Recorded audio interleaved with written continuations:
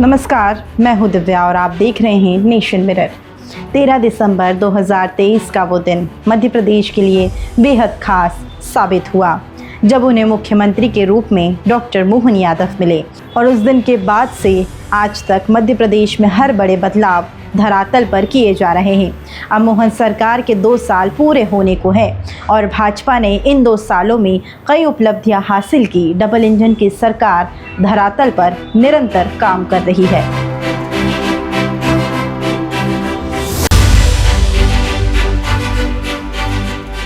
मैं डॉक्टर मोहन यादव ईश्वर की शपथ लेता हूं कि मैं विधि द्वारा स्थापित भारत के संविधान के प्रति सच्ची श्रद्धा और निष्ठा रखूंगा। मैं भारत की प्रभुता और अखंडता अक्षुण्ण रखूंगा। मैं मध्य प्रदेश के राज्य के मुख्यमंत्री के रूप में अपने कर्तव्यों का श्रद्धापूर्वक और शुद्ध अंतःकरण से निर्वहन करूंगा। मुख्यमंत्री डॉक्टर मोहन यादव मध्य प्रदेश के 19वें मुख्यमंत्री हैं। इन 2 सालों में विकास की रफ्तार ऐसी बढ़ी है कि मध्य प्रदेश अब नए आयाम गढ़ रहा है। मोहन सरकार ने फैसलों की नहीं, नतीजों की राजनीति की। जनता को भरोसा, प्रदेश को दिशा मिली। बेमिसाल 2 साल किसान से युवा तक हर वर्ग के लिए बदले हालात और बढ़ा विश्वास। आइए जानते हैं प्रदेश में चल रही योजना और नीतियों के बारे में। राज्य को देश का लॉजिस्टिक्स हब बनाने के लिए फरवरी 2025 में लॉन्च की गई, जिसका मुख्य उद्देश्य लॉजिस्टिक्स लागत को कम करना, बुनियादी ढांचे का विकास करना, निर्यात बढ़ाना और रोजगार सृजित करना है, ताकि समग्र अर्थव्यवस्था को मजबूती मिले।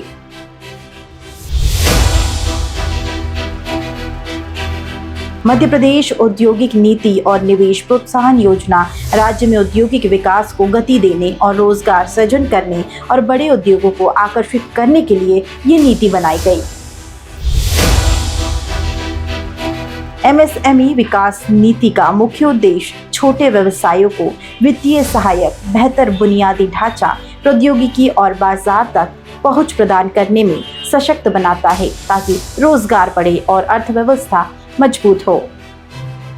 कम लागत में अपने बुद्धि कौशल से सरल भाषा में हमारा 1 रुपया 4 रुपए में चलाने में कोई सक्षम है तो हमारे देश का युवा है जो अपने बलबूते से दुनिया में नाम कमाता है। और दुनिया के कौन से उलझे सुलझे प्रश्न, जिन प्रश्नों से अच्छे के घुटने टिक जाते हैं, लेकिन सारे प्रश्नों के उत्तर निकालने में कोई सक्षम है, तो मुझे प्रसन्नता मेरे प्रदेश के, मध्य प्रदेश के मित्रगण और देश के देशवासी युवा सारे प्रश्नों के उत्तर ढूंढने में सक्षम है। इस योजना का शुभारंभ 10 जून 2023 को किया गया था। इसके तहत 23 से 60 वर्ष की आयु की विवाहित महिलाओं को शुरू में 1000 रुपए की सहायता दी गई।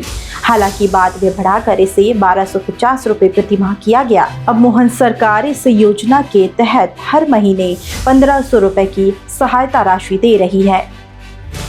यशस्वी प्रधानमंत्री श्रीमान नरेंद्र मोदी जी के नेतृत्व में, उनके आशीर्वाद से हमारी सरकार बनी।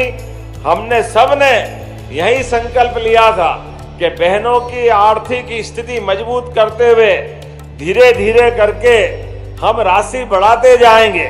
तो आज यहाँ हमारे वेनगंगा नदी के पवित्र किनारे पर सिवनी से पूरे प्रदेश के अंदर हमारी बहनों को सच में 1250 से 1500 होने की बधाई देता हूँ, अभिनंदन करता हूँ। राज्य में सतत और समावेशी औद्योगिक विकास बड़े उद्योगों को आकर्षित करने, रोजगार सृजन और नवाचार पर केंद्रित है, जो निवेशकों को वित्तीय सहायता, सब्सिडी जैसे निर्यात और रोजगार के लिए BIPA, बेहतर बुनियादी ढांचा और व्यापार करने में आसानी, सिंगल विंडो सिस्टम जैसी सुविधाएं प्रदान करती है, ताकि प्रदेश को प्रमुख औद्योगिक राज्य बनाया जा सके।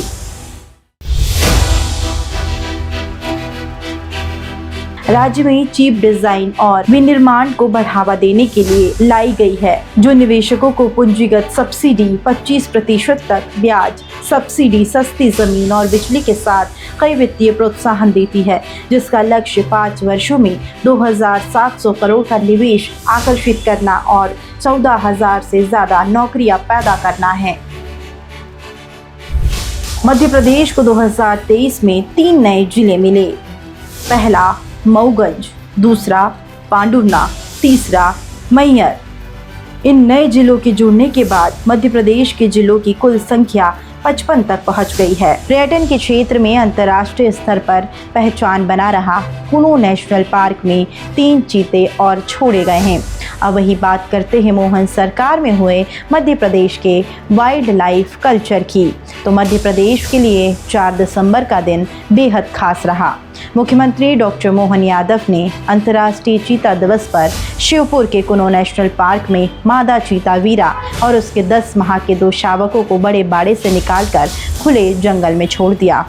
इस तरह अब मोहन सरकार के नेतृत्व और सफल प्रयास से कुनो के खुले जंगल में 19 चीते हो गए हैं। आज चीता दिवस के अवसर पर मैं प्रदेशवासियों को, देशवासियों को बधाई देना चाहूँगा। और आज हमने मादा चीता के साथ उसके 2 शावक छोड़े हैं। कुल मिलाकर के 32 चीते हमारे अपने राज्य के अंदर वर्तमान में है। इसमें 2 अभयारण्य, एक तो गांधी सागर, यहाँ 3 चीता आज विचरण कर रहे हैं, और ये शिवपुर कुनो तो अंतर्राष्ट्रीय स्तर का केंद्र। इन 2 सालों में प्रदेश ने न सिर्फ दिशा बदली बल्कि विकास की रफ्तार को नया इंजन दिया। खेतों से लेकर शहरों तक, योजनाओं से लेकर नीतियों तक, हर मोर्चे पर एक नई ऊर्जा दिखी। बदलते हुए मिजाज, बढ़ते हुए कदम। भाजपा ने वित्तीय वर्ष 2023 और 24 को सुशासन को समर्पित किया। 2025-26 में निवेश प्रोत्साहन को प्राथमिकता मिली। मुख्यमंत्री ने निवेश को लेकर जोर लगाया और प्रदेश के अलग अलग संभागों में इन्वेस्टर समिट रखा। निवेश के लिए विदेश भी गए और उसके बाद प्रदेश की राजधानी में ग्लोबल इन्वेस्टर्स समिट रखा और इसका उद्घाटन खुद देश के प्रधानमंत्री नरेंद्र मोदी ने किया। इस समिट में 26,61,000 करोड़ के निवेश मिले, जिसमें लगभग 17,34,000 जॉब्स मिलेगी। ग्लोबल इन्वेस्टर्स समिट 2025 और रीजनल समिट में मिले 30.77 लाख करोड़ रुपए के निवेश प्रस्तावों में से 8.57 लाख करोड़ रुपए के प्रोजेक्ट पर मोहन सरकार के नेतृत्व में काम धरातल पर शुरू हो चुका है। मुझे इस बात का संतोष है कि जब हमने अपना संभाग स्तर की रीजनल इंडस्ट्री कॉन्क्लेव प्रारंभ की थी, तो संभाग में छोटे से स्थान पर पहली बार इंडस्ट्री कॉन्क्लेव की थी, और उसका परिणाम रहा कि हर संभाग में बड़े पैमाने पे औद्योगिकरण के लिए लोगों में रुझान पैदा हुआ। नई नई इंडस्ट्रियों के एमओयू हुए, नए प्रकार से कामों के बारे में बात हुई, और उसका परिणाम हमने देखा। लेकिन मुझे इस बात का संतोष है कि उस अभियान को हम रोके नहीं। GIS के माध्यम से यशस्वी प्रधानमंत्री ने जो उनको आशीर्वाद दिया, माननीय गृह मंत्री जी ने समापन किया, और 30 लाख करोड़ से ज़्यादा के MOU हुए।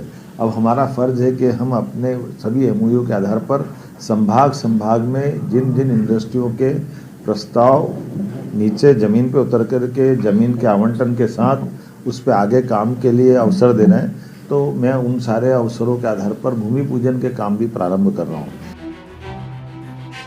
मुख्यमंत्री डॉक्टर मोहन यादव ने नई मिसाल पेश की जब उन्होंने अपने बेटे की शादी सामूहिक विवाह सम्मेलन में की। ये न केवल प्रदेश के लिए बल्कि पूरे देश के गौरव की बात है। अपने बेटे का विवाह सामूहिक विवाह सम्मेलन में करके बड़ी लकीर खींच दी है। ड्राइवर का बेटा और मुख्यमंत्री का बेटा एक मंडप में फेरे ले रहे हैं। इससे ज़्यादा समानता का उदाहरण तो हो ही नहीं सकता। हमारे लिए हर एक पिता का भी सपना होता है कि उसके बेटे का विवाह हो, लेकिन हमारी माननीय प्रधानमंत्री जी की भावना, हमारी पार्टी की विशेषता, और ये जो हम अपनी ऐसे स्थानों पर भी सबके साथ सबका विकास की अगर बात करते हैं तो उसको करके भी दिखाना रहता है। मुझे इस बात का संतोष है कि आज कई परिवारों के साथ ये शुभ प्रसंग है, सभी वर्गों के साथ जो एक हम सब मिलकर के आज के दौर में अगर हम इन सारी बातों को बढ़ावा देंगे तो अच्छा लगेगा। कर्मशील मुख्यमंत्री डॉक्टर मोहन यादव के नेतृत्व में भगवान श्री कृष्ण के कर्मयोग, ज्ञान और भक्ति संदेश को लोगों तक पहुंचाने के लिए गीता महोत्सव का आयोजन किया गया। मध्य प्रदेश में इन 2 सालों में कई धार्मिक फैसले लिए गए, जिसमें गीता महोत्सव शामिल है। मध्य प्रदेश में गीता महोत्सव एक बड़ा सांस्कृतिक और आध्यात्मिक उत्सव है, जो श्रीमद् भागवत गीता के आदर्शों और शिक्षाओं को बढ़ावा देने के लिए मनाया जाता है। और अब तक मुख्यमंत्री डॉक्टर मोहन यादव के नेतृत्व में उज्जैन, भोपाल और इंदौर जैसे शहरों में भव्य आयोजन किए जा चुके हैं, जिसमें 3 लाख लोगों ने एक साथ गीता पाठ किया, ताकि समाज में ज्ञान, कर्तव्य और सकारात्मकता का संचार हो सके। भगवान कृष्ण के मुखारविंद से कुरुक्षेत्र के लाखों लोगों के बीच कौरव पांडव के महासमर में गीता का वो पवित्र ग्रंथ उद्भित हुआ। इसलिए हमारा संबंध है सांदीपनि आश्रम से, हमारा संबंध है गोपाल कृष्ण से, उनके मुखारविंद से जो गीता निकली, ये गीता के 18 अध्याय के प्रत्येक श्लोक से जीवन में काम करने की प्रेरणा मिलती है, सनातन संस्कृति की जय जयकार मिलती है, हमारे अपने संस्कार मिलते हैं। सांदीपनि स्कूल मध्य प्रदेश सरकार की CM राइज स्कूल योजना के तहत सरकारी स्कूलों का नया नाम है, जिसे भगवान श्री कृष्ण के गुरु महर्षि सांदीपनि के सम्मान में रखा गया, जो गुणवत्तापूर्ण शिक्षा और भारतीय संस्कृति को बढ़ावा देने के लिए है। इस नामकरण का उद्देश्य अंग्रेजी नाम CM राइज की औपनिवेशिक मानसिकता को बदलना और पारंपरिक भारतीय शिक्षा के आदर्शों को जोड़ना है, क्योंकि सांदीपनि ऋषि ने श्री कृष्ण को 64 कलाओं की शिक्षा दी थी और उनका आश्रम उज्जैन में था। आज अब स्कूल चलो अभियान के माध्यम से मैं आपको शुभकामना दे रहा हूं। तो ये जो CM राइज स्कूल है, इनका नाम बदलने की इच्छा है। हमने कहा भगवान कृष्ण ने शिक्षा कहाँ ग्रहण की? सांदीपनि आश्रम में। तो हमारे इन CM राइज स्कूल का नाम भी सांदीपनि के नाम पे होना चाहिए कि नहीं होना चाहिए? तो हम सब अपने सांदीपनि महाराज के नाम पर CM राइज स्कूल के बजाय सांदीपनि स्कूल के नाम पर उसको प्रदेश भर में जाने जाएंगे। जोरदार अभिनंदन करो। भाजपा ने 2 साल पहले जो फैसला लिया, आज वो धरातल पर पूरा हो रहा है और इसी के साथ 2 साल बदलाव के, निर्माण के और नए फैसलों के हैं, जो खेतों में बढ़ी उम्मीद, शहरों में तेज हुआ विकास और नीतियों में दिखा नया विजन। सफ़र जारी है, चुनौतियां भी, संभावनाएं भी, लेकिन प्रदेश की रफ्तार अब ठहरी नहीं है। अगली मंजिल क्या होगी वक्त बताएगा। फिलहाल इतना ही। 2 साल के सफ़र की ये थी पूरी तस्वीर। मैं हूं दिव्या और आप देख रहे थे मध्य प्रदेश के बदलाव की कहानी।